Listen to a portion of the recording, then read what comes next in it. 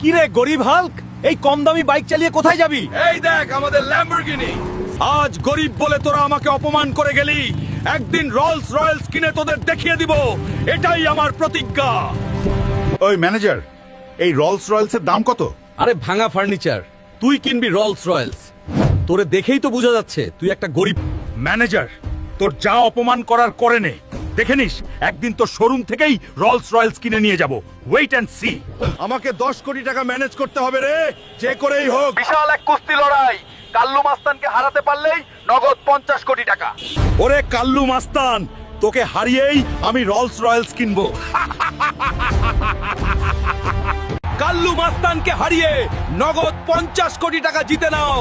কে আছো এমন পালোয়ান? থাকলে মাঠে নামো, আমি লড়বো কাল্লু মাস্তানের সঙ্গে। বন্ধুরা, জলদি লাইক কমেন্ট সাবস্ক্রাইব করে দাও, তাহলে আমার অনেক শক্তি হবে।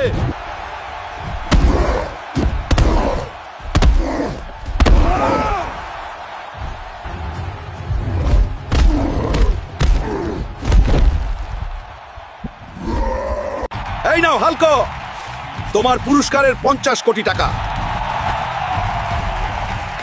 এই নে রে, 10 কোটি। এবার গাড়ির চাবি দে। মাফ করে দিবেন স্যার, এখনই আপনার গাড়ি রেডি করে দিচ্ছি। বন্ধুরা, আমি কি এখন ওই অহংকারীদের মাফ করে দিব নাকি জবাব দিয়ে আসবো? কমেন্ট করে জানাও এখনই।